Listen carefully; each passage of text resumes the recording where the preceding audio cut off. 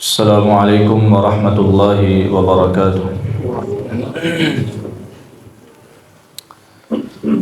ان الحمد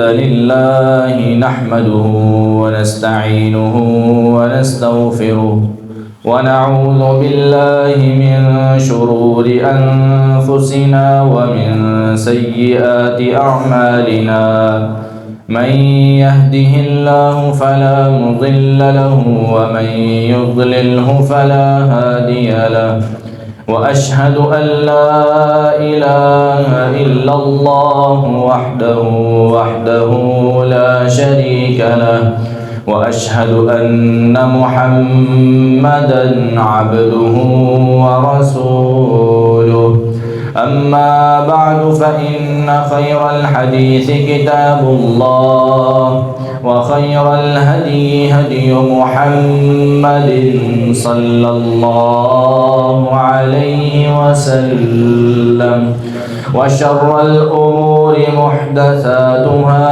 وكل محدثة بدعة، وكل بدعة ضلالة، وكل ضلالة في النار۔ اللهم صل على محمد وعلى آل محمد كما صليت على إبراهيم وعلى آل إبراهيم إنك حميد مجيد۔ اللهم بارك على محمد وعلى آل محمد كما باركت على إبراهيم وعلى آل إبراهيم إنك حميد مجيد۔ أما بعد فأعوذ بالله السميع العليم من الشيطان الرجيم من همزه ونفخه ونفثه، بسم الله الرحمن الرحيم۔ يا أيها الناس اتقوا ربكم الذي خلقكم من نفس واحدة، وخلق منها زوجها، وبث منهما رجالا كثيرا ونساء، واتقوا الله الذي تساءلون به والأرحام، إن الله كان عليكم رقيبا۔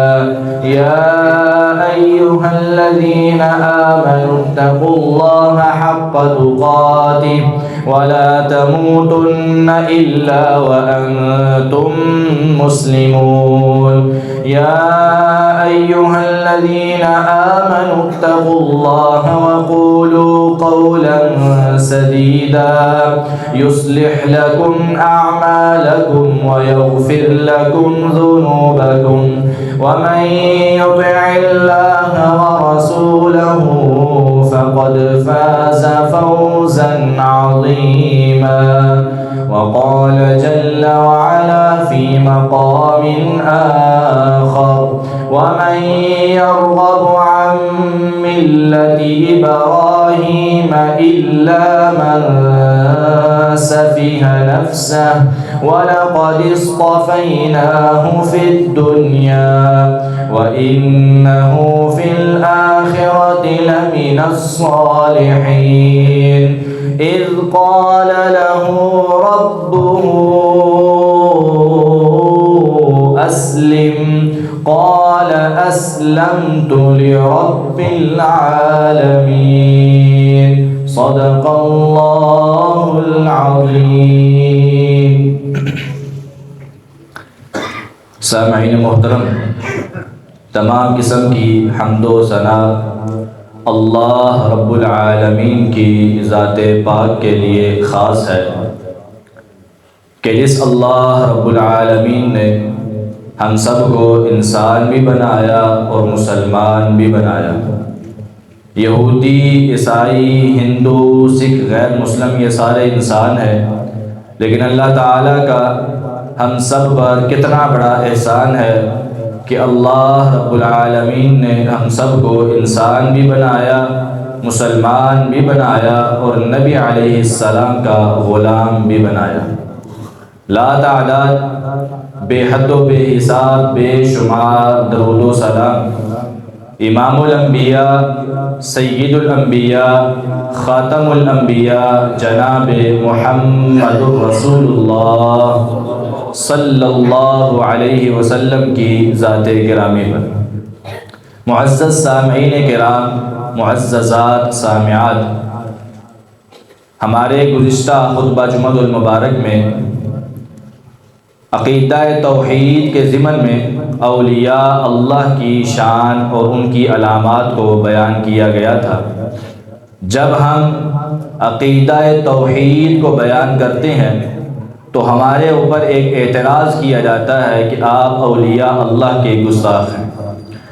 اس اعتراض کو دور کرنے کے لیے اور اس کا جواب دینے کے لیے 2 مستقل جمعے ہم نے اولیاء اللہ کی شان اور ان کی علامات پہ پڑھائے، کہ جس سے یہ بات واضح ہو گئی کہ ہم الحمدللہ اولیاء اللہ کی شان کے بھی قائل ہیں، ان کے مقام کو بھی مانتے ہیں، لیکن ان کی علامات وہ والی ہونی چاہیے جو قرآن و حدیث میں بیان ہوئی ہیں۔ جو قرآن و حدیث میں علامات بیان ہوئی ہیں، اگر وہ والے ولی ہمارے اندر موجود ہوں تو ہم ان کی عزت بھی کرتے ہیں، احترام بھی کرتے ہیں اور ان کے مقام اور ان کی شان کو بھی مانتے ہیں۔ لیکن اگر ان میں سے جو وہ نشانیاں جو اللہ نے بیان کی ہیں ان میں سے کوئی بھی نشانی کسی انسان کے اندر موجود نہ ہو بلکہ اس کے الٹ ہو تو وہ ہمارے نزدیک اللہ کا ولی نہیں ہو سکتا۔ ہم اولیاء الشیطان کی عزت و احترام نہیں کر سکتے، اولیاء الشیطان کی فضیلت کو نہیں مان سکتے، اس وجہ سے اولیاء الشیطان کا انکار کرتے ہیں اور اولیاء اللہ کی فضیلت اور ان کے مقام کو تسلیم کرتے ہیں۔ یہ ہمارا عقیدہ اور ہمارا ایمان۔ اولیاء اللہ کی کرامتیں بھی ہوتی ہیں لیکن جب اللہ چاہے تب۔ ولی کی کرامت بھی تب ظاہر ہوتی ہے جب اللہ چاہے۔ ولی خود اپنی مرضی سے کوئی کرامت ظاہر نہیں کر سکتا۔ اگر اللہ چاہے گا تو ولی کی کرامت ظاہر ہوگی، اس میں بھی قدرت اور کمال اللہ کا ہی ہوتا ہے، ہاتھ ولی کا ہوتا ہے۔ جس طرح معجزہ ہے، معجزے میں ہاتھ نبی کا ہوتا ہے، قدرت عرش والے خدا کی ہوتی ہے، کمال اللہ کا ہوتا ہے۔ لیکن اسی طرح کوئی بھی نبی اپنی مرضی سے کوئی معجزہ ظاہر نہیں کر سکتا، اسی طرح کوئی بھی ولی اپنی مرضی سے کرامت کو ظاہر نہیں کر سکتا۔ ولی کی کرامت ہو یا نبی کا معجزہ ہو، دونوں میں اللہ کی قدرت ہے، اللہ تعالیٰ کا کمال ہے، کسی دوسرے بندے کا کمال نہیں ہے۔ اور اسی ضمن میں اگر عقیدہ توحید بیان ہو اور اس میں سیدنا ابراہیم علیہ السلام کا تذکرہ نہ ہو تو یہ بخل ہوگا، یہ زیادتی ہے، یہ انصاف نہیں ہے۔ ابراہیم علیہ السلام ان تمام انبیاء میں سے ہیں جن نبیوں نے اللہ کی توحید کی دعوت کو دیا ہے، اور اب ابراہیم علیہ السلام کی ساری زندگی اللہ کی توحید کا پرچار کرتے ہوئے گزری ہے۔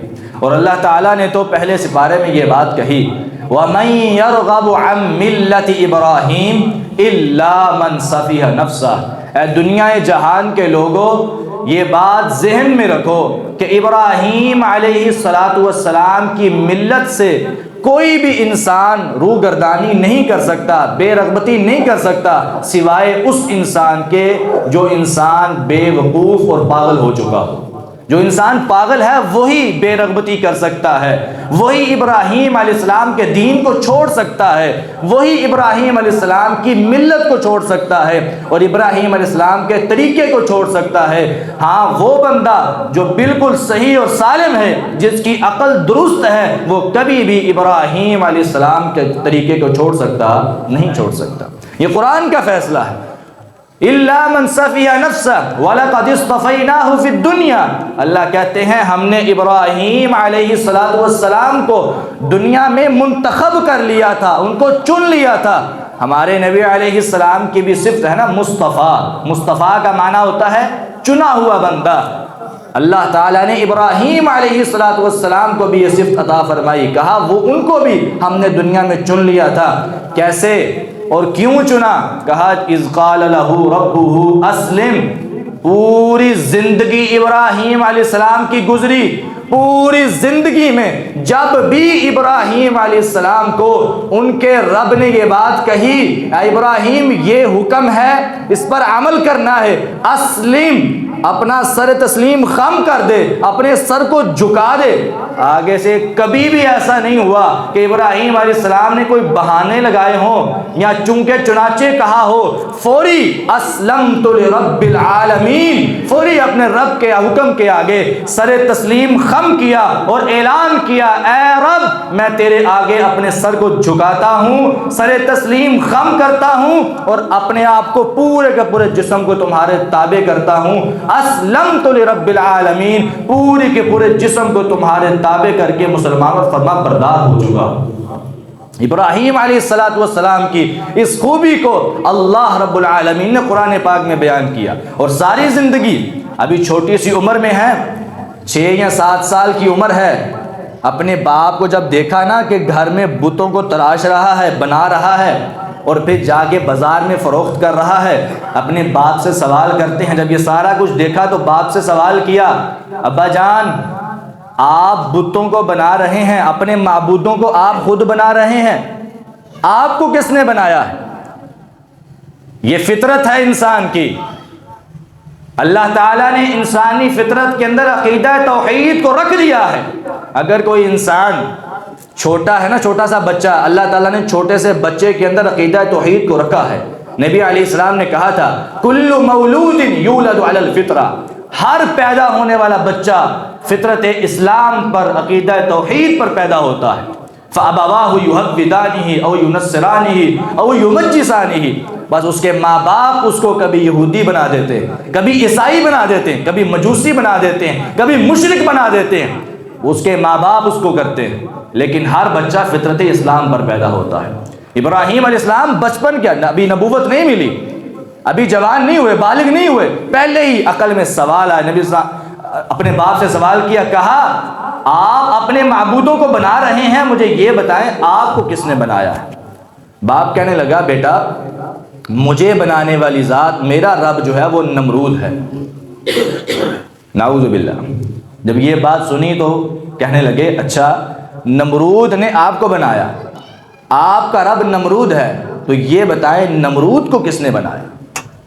جب یہ سوال سنا تو آگے سے جواب تو کوئی نہیں آتا تھا نا، تھپڑ مارا، کہا خاموش ہو جاؤ، اس طرح کے سوال نہیں کیا کرتے، آگے سے کوئی بات نہیں کرنی۔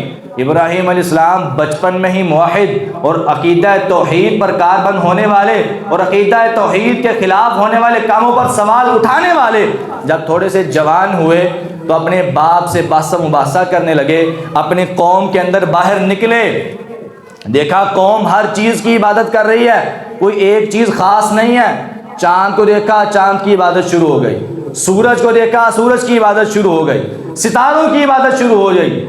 یہاں سے پتہ چلتا ہے کہ وہ قوم جو تھی وہ ہر اس چیز کی عبادت کرتی تھی جہاں سے ان کو کوئی نہ کوئی فائدہ مل جاتا تھا۔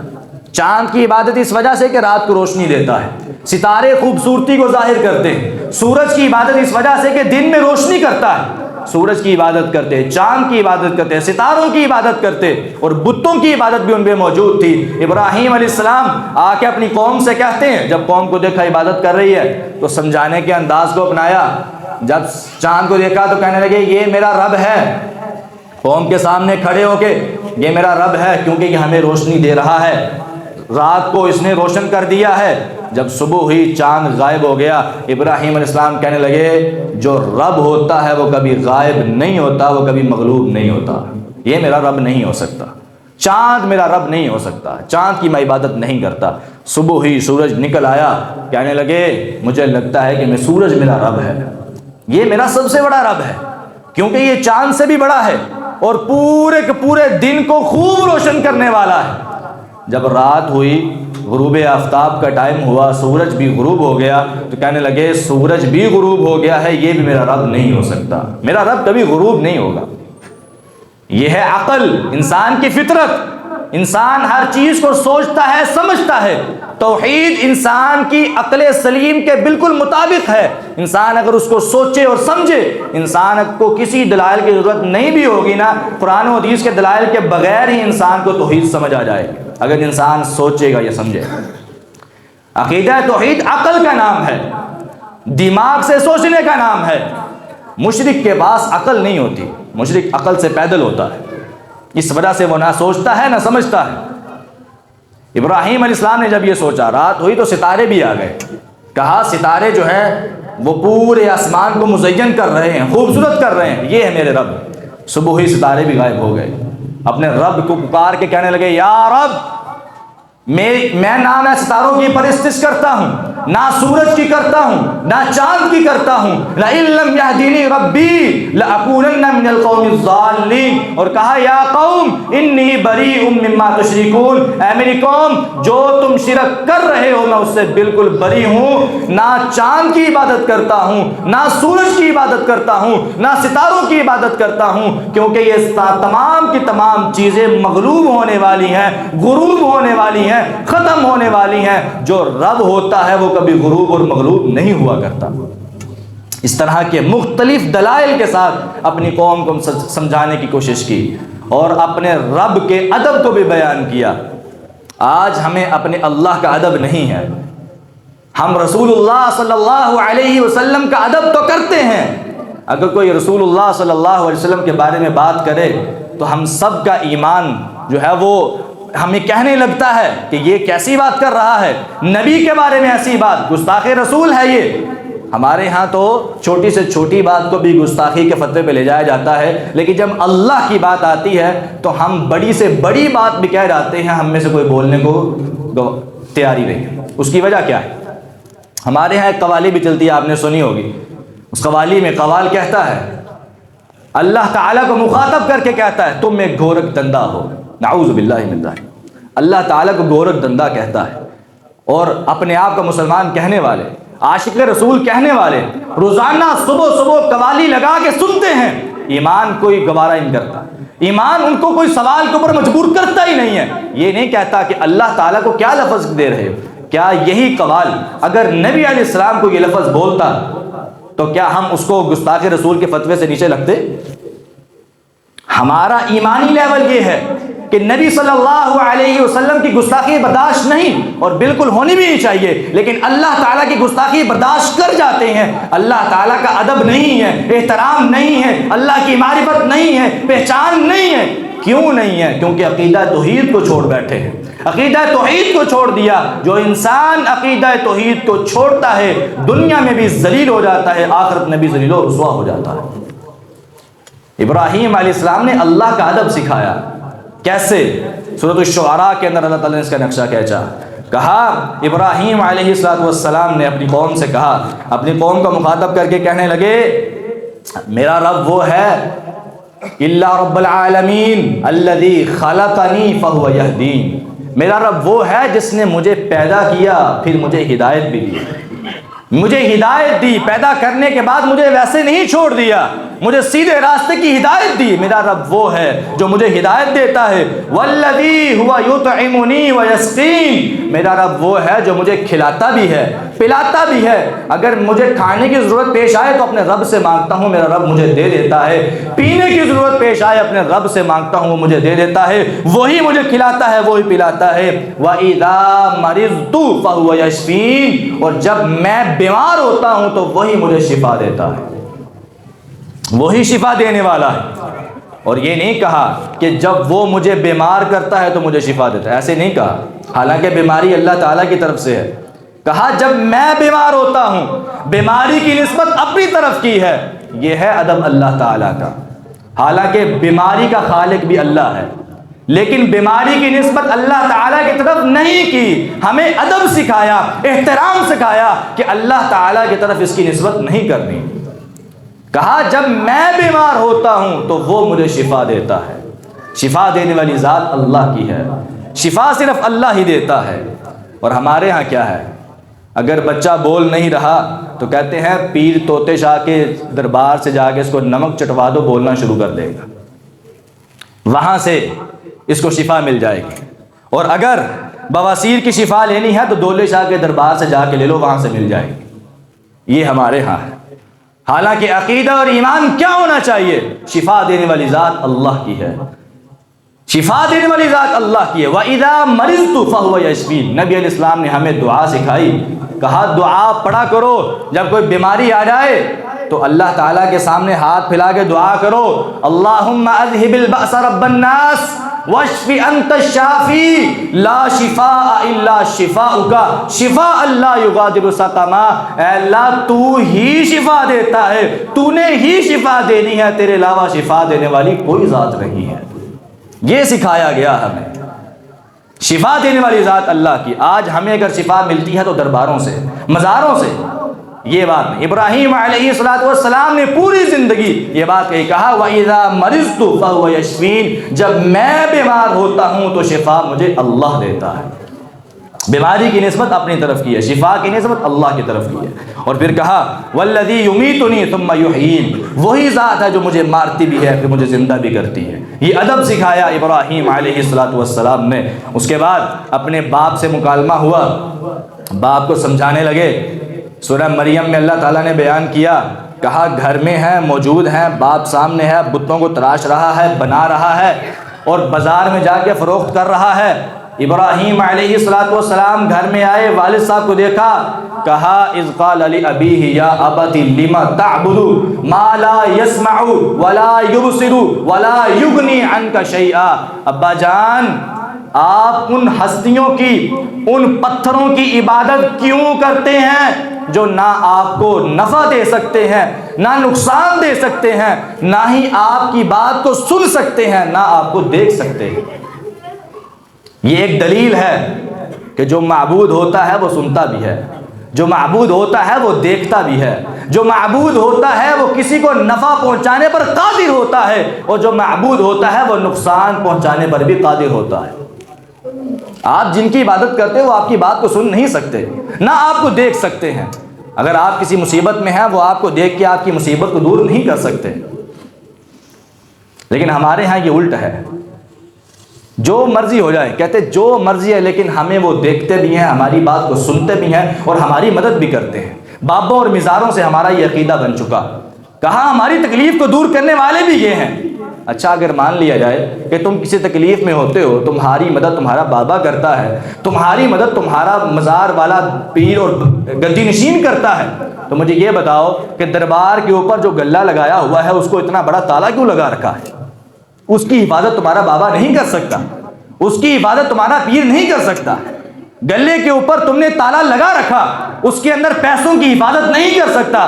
تمہیں اتنا بڑا لڑکا دینے پر قادر تو ہے وہ، لیکن اپنے موجود دربار کے اوپر اپنے پیسوں کی حفاظت کرنے پر قادر نہیں ہے۔ یہ سارے جانسے ہیں جو شیطان نے تمہیں دیے اور تم شیطان کی عبادت کرنے لگ گئے۔ حقیقت تو یہ ہے کہ اللہ کے علاوہ نہ تمہیں کوئی نفع دینے پر قادر ہے، نہ نقصان دینے پر قادر ہے۔ حقیقت یہی ہے کہ یہ ساری کی ساری صفات کا مالک ایک ہے اور وہ ہے اللہ، اللہ کے علاوہ کوئی نہیں۔ اپنے باپ کو سمجھایا، کہا لما تعبد ما لا يسمع ولا يبصر ولا يغني عنك شيئا، اور پھر کہا ابا جان یا اباتی، اے میرے پیارے ابا جان، انی قد جاءنی من العلم ما لم یأتک فاتبعنی، میرے پاس جو علم آیا ہے اللہ تعالیٰ کی طرف سے آپ اس کی پیروی کیجیے۔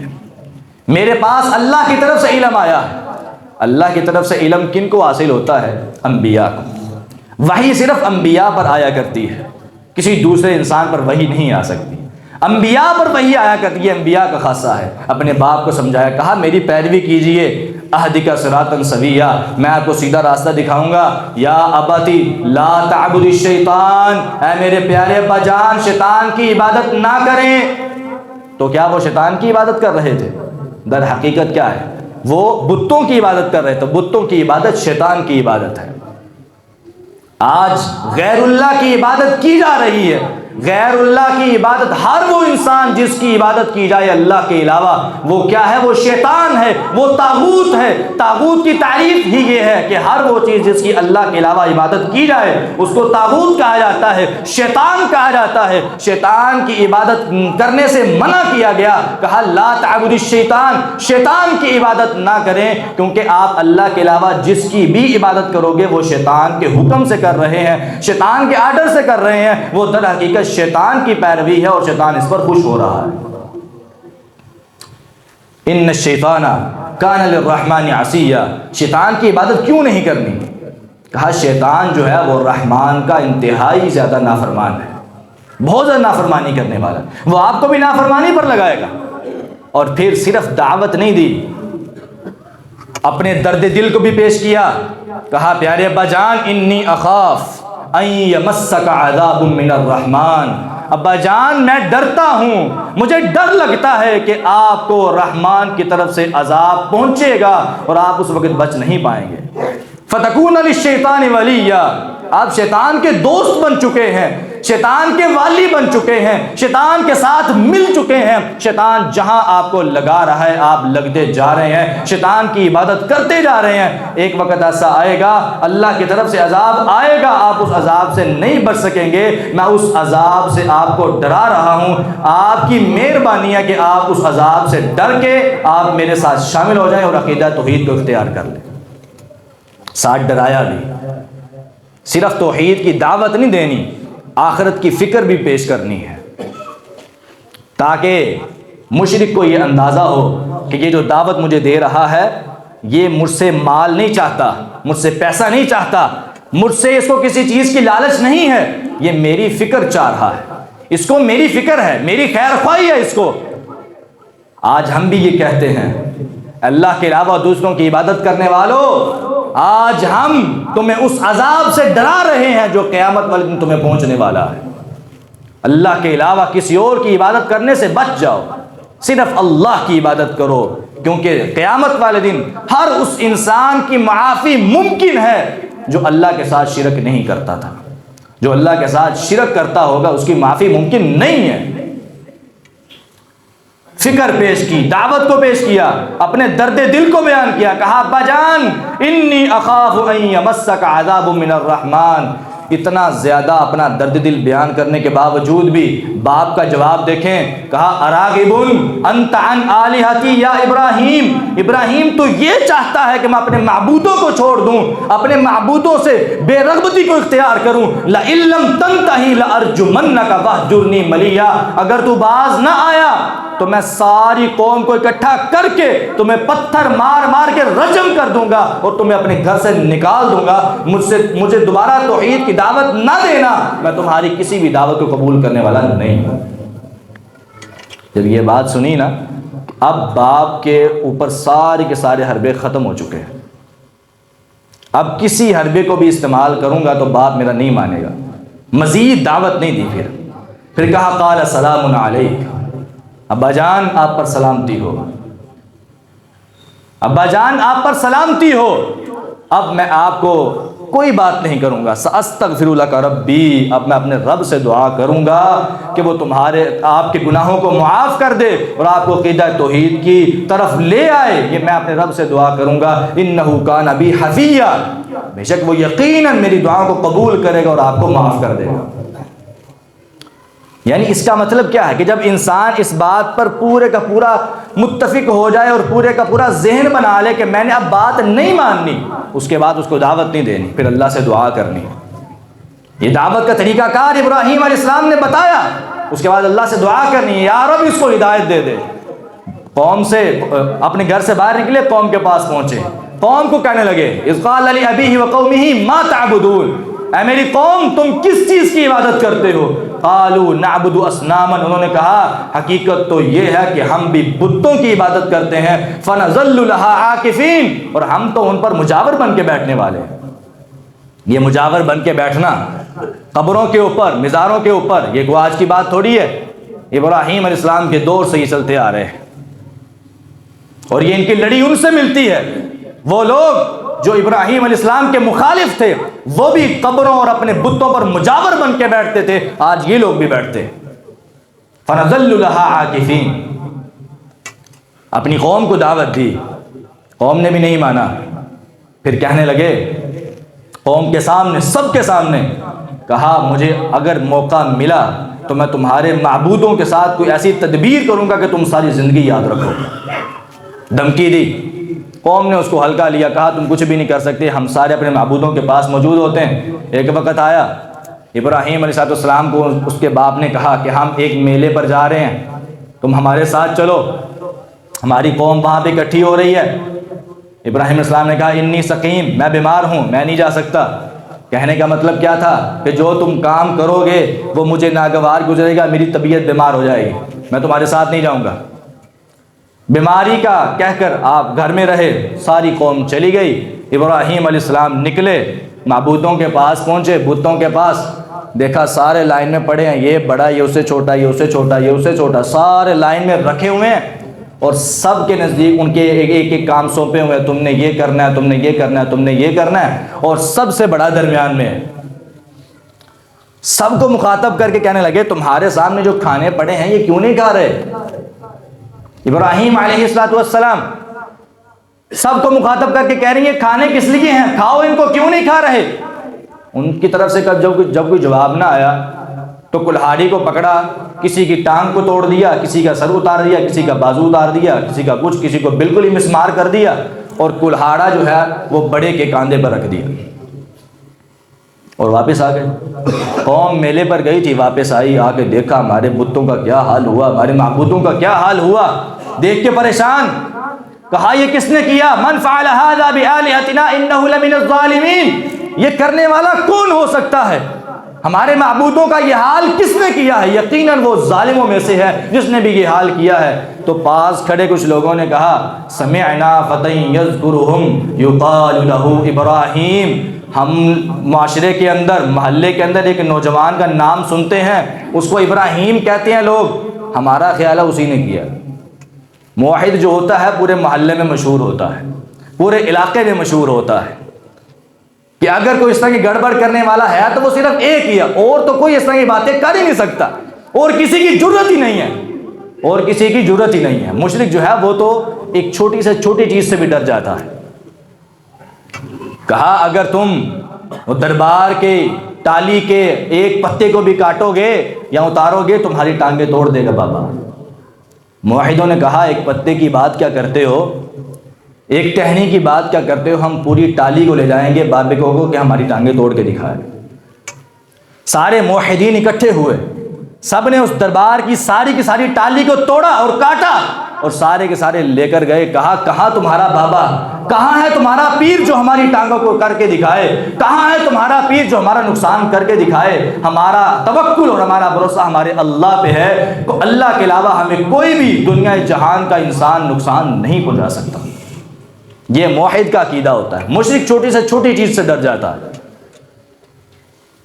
مشرک بزدل ہوتا ہے، موحد دلیر ہوتا ہے، بہادر ہوتا ہے۔ جب پورے محلے میں مشہور ابراہیم علیہ السلام کو بلایا گیا، کہا ان کو لوگوں کے سامنے لے کر آؤ، ابراہیم علیہ السلام کو جیل میں ڈال دیا گیا، اور پھر آپس میں مشورہ کرنے لگے کہ اس کا کیا کیا جائے، یہ تو ہماری قوم کو خراب کر دے گا، ہمارے خلاف کر دے گا، یہ تو ہمارے بتوں کے خلاف کر دے گا۔ جیل میں ڈال دیا گیا، ان کی مشاورت ہو رہی ہے، یہ طے ہوا کہ ابراہیم کو آگ جلا کے اس میں ڈال دیا جائے۔ اب سارے کی ساری قوم ثواب کی نیت سے، اپنے بتوں کے تقرب کی نیت سے، سارے کے سارے لوگ لکڑیاں لا رہے ہیں، جمع کر رہے ہیں، اور ہر کسی کا ایک عقیدہ ہے، یہ ذہن ہے کہ جو زیادہ لکڑیاں لائے گا ان کا معبود ان سے راضی ہو جائے گا۔ سارے تقرب کے ذریعے لا رہے، تقرب کی وجہ سے لا رہے ہیں کہ ہم زیادہ قریب ہو جائیں گے اپنے معبودوں کے۔ ایک بہت بڑا جو ہے وہ لکڑیوں کا جمع کیا گیا، بہت بڑی جو ہے وہ ان کو ڈھیر لگایا گیا لکڑیوں کا، آگ جلائی گئی۔ اب یہ مشاور ہونے لگی کہ ابراہیم علیہ السلام کو پھینکا کیسے جائے؟ کہا منجنیق کے ذریعے ان کو پھینکا جائے۔ منجنیق میں ڈالا گیا، جبرائیل علیہ السلام آئے، ہوا کا فرشتہ آیا، بارش کا فرشتہ آیا، پہاڑوں والا فرشتہ آیا، آ کے کہنے لگا ابراہیم علیہ السلام ابھی ابھی حکم دیں، میں بارش کو نازل کرتا ہوں، بارش برساتا ہوں، آگ بجھ جائے گی۔ پہاڑوں والا فرشتہ آیا، کہنے لگا حکم دیں، ہم پہاڑوں کے ذریعے، پتھروں کے ذریعے آگ کو ختم کر دیتے ہیں۔ ہوا والا فرشتہ کہتا ہے آپ حکم دیں، ہوا چلا دی جائے گی اور ساری آگ ختم ہو جائے گی۔ جبرائیل علیہ السلام پوچھنے لگے، ابراہیم علیہ السلام بتائیں، کوئی کام ہے، کوئی حکم ہے، کوئی سوال ہے تو مجھے بتائیں۔ ابراہیم علیہ السلام نے کہا تھا سوال ہے، میری ضرورت ہے، میں کچھ مانگنا چاہتا ہوں، لیکن جبریل تم سے نہیں، ہوا والے فرشتے سے نہیں، بارش والے فرشتے سے نہیں، اگر میں مانگنا چاہتا ہوں تو اپنے رب سے مانگنا چاہتا ہوں۔ حسبی اللہ و نعم الوکیل، اے میرے رب آج تو ہی بچا سکتا ہے اور تیری توحید کی خاطر میں یہاں پہ آیا ہوں۔ اے میرے رب، میں نے اپنے باپ کو دعوت دی، میرے باپ نے گھر سے نکال دیا، میں نے اپنی قوم کو دعوت دی، میری قوم نے مجھے منجنیق میں ڈال دیا، آگ میں پھینکنے لگے ہیں، یا رب آج بچانے والی ذات تیری ہے، تیری توحید کی خاطر یہاں پہ آیا ہوں، تیری توحید کی خاطر گھر کو بھی چھوڑ دیا، ماں باپ کو بھی چھوڑ دیا، بہن بھائیوں کو چھوڑ دیا، پورے مال کو چھوڑ دیا، پورے محلے داروں کو، قوم کو چھوڑ کے آج منجنیق میں ڈال دیا گیا ہوں، یا رب تیری ذات کے علاوہ بچانے والی ذات کوئی نہیں ہے۔ میرے رب نے کہا میری توحید کی خاطر آئے ہو، من کان للہ کان اللہ لہ، آج میں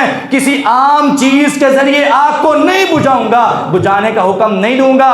قلنا یا نار کونی بردن وسلاما علی ابراہیم، ہم نے آگ کو حکم دیا، اے آگ بجھنا نہیں ہے، ختم نہیں ہونا، ابراہیم تمہارے پاس آ رہا ہے، میرا خلیل تمہارے پاس آ رہا ہے، جب تیرے اندر آ جائے گا تم نے اس کو جلانا نہیں ہے، تیرا کام ہے جلا دینا، لیکن آج اپنا کام نہیں کرنا، اللہ کے حکم کی پیروی کرنی ہے، ٹھنڈی ہو جانا ہے، اور اس کو آگ نہیں لگنی چاہیے اور گرمی بھی نہیں لگنی چاہیے اور سردی بھی نہیں لگنی چاہیے، بردن و سلامن، ٹھنڈی ہو جا اور سلامتی والی ہو جا۔ میرے ابراہیم کو انہوں نے آگ میں پھینکنا ہے، تم نے اس کو آگ سے بچانا ہے، جلنے سے بچانا ہے۔ میرا اللہ کہتے ہیں وَأَرَادُوا بِهِ كَيْدًا، انہوں نے ابراہیم کے بارے میں کئی تدبیریں کی تھیں، فَجَعَلْنَاهُمُ الْأَخْسَرِينَ، ہم نے ساری کی ساری تدبیروں کو ناکام و نامراد کر دیا۔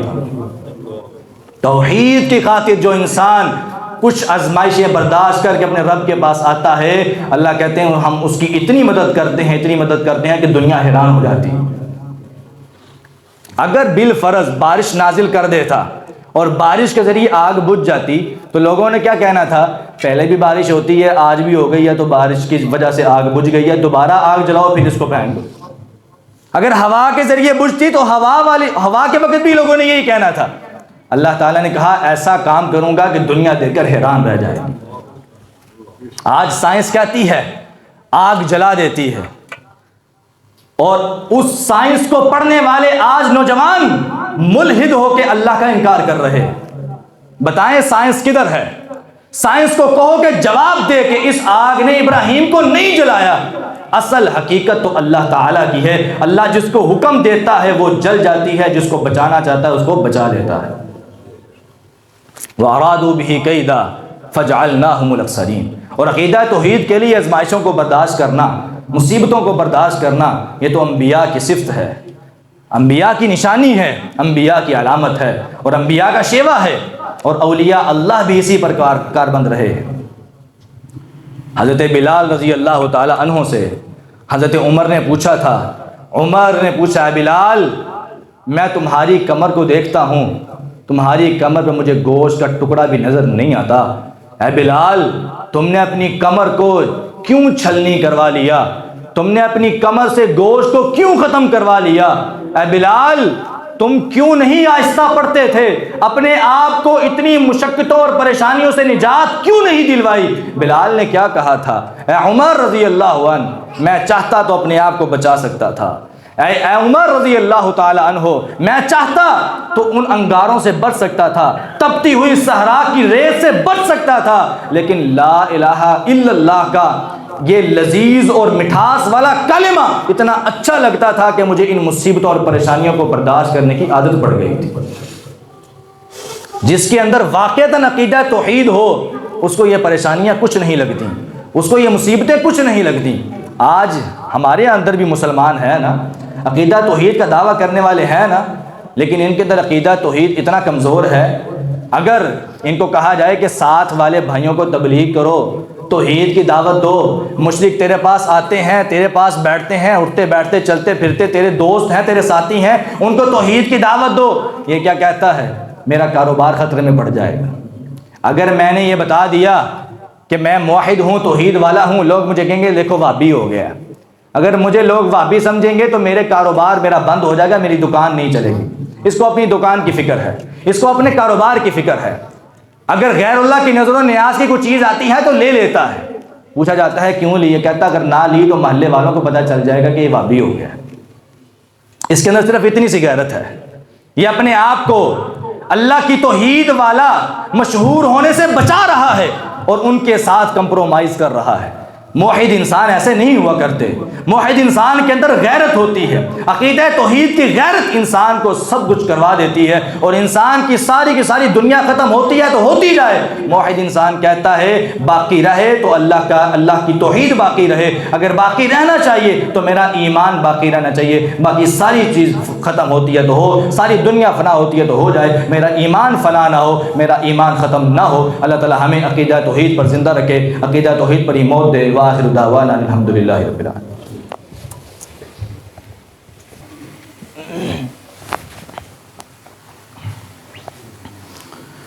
ان الحمد للہ نحمده ونستعینه ونستغفره ونعوذ باللہ من شرور انفسنا ومن سیئات اعمالنا، من يهده الله فلا مضل له ومن يضلله فلا هادي له، وأشهد أن لا إله إلا الله وحده لا شريك له، وأشهد أن محمدا عبده ورسوله، أما بعد فإن خير الحديث كتاب الله، وخير الهدي هدي محمد صلى الله عليه وسلم، وشر الأمور محدثاتها، وكل محدثة بدعة، وكل بدعة ضلالة، وكل ضلالة في النار۔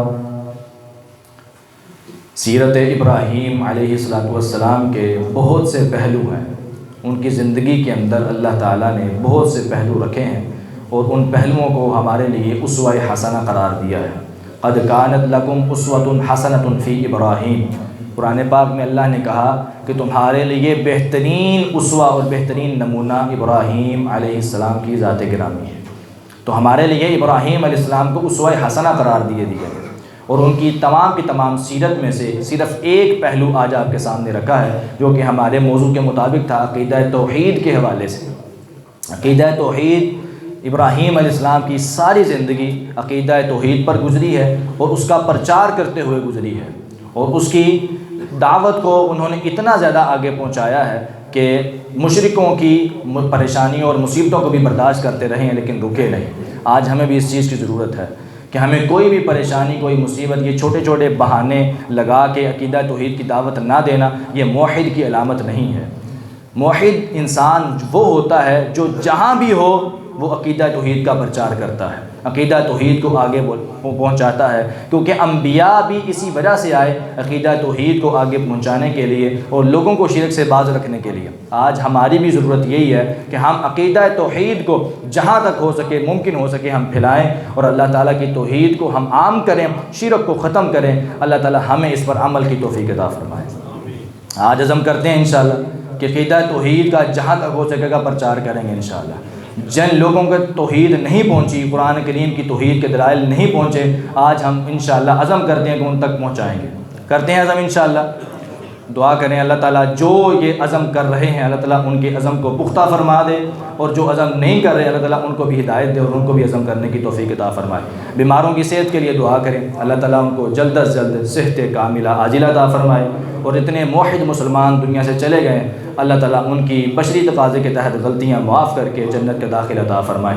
ربنا ظلمنا انفسنا وان لم تغفر لنا وترحمنا لنكونن من الخاسرين ربنا آتنا في الدنيا حسنة وفي الآخرة حسنة وقنا عذاب النار اللهم اشف مرضنا ومرضى المسلمين والمسلمات اللهم اشف كل مريض ومريضة اللهم اذهب البأس رب الناس واشف أنت الشافي لا شفاء إلا شفاء دعاؤك شفاء لا يغادر سقما. اللهم اغفر لنا ولجميع المسلمين والمسلمات وللمؤمنين والمؤمنات للأحياء منهم والأموات. اللهم طهر قلوبنا من النفاق وأعمالنا من الرياء وألسنتنا من الكذب وأعيننا من الخيانة، فإنك تعلم خائنة الأعين وما تخفي الصدور. اللهم من أحييته منا فأحيه على الإسلام، ومن توفيته منا فتوفه على الإيمان. اللهم انصر الإسلام والمسلمين في كل مكان. اللهم انصر الجهاد والمجاهدين في كل مكان. اللهم انصر الإسلام والمسلمين في غزة. اللهم انصر المسلمين المستضعفين في غزة. اللهم انصر المسلمين المظلومين المستضعفين في فلسطين. اللهم انصر الإسلام والمسلمين في كل مكان. اللهم عليك باليهود، اللهم عليك بالصليبيين، اللهم عليك بالظالمين، اللهم أهلك الظالمين بالظالمين، اللهم أهلك اليهود بالصليبيين. ربنا تقبل منا إنك أنت السميع العليم، وتب علينا إنك أنت التواب الرحيم. سبحان ربك رب العزة عما يصفون، وسلام على المرسلين، والحمد لله رب العالمين.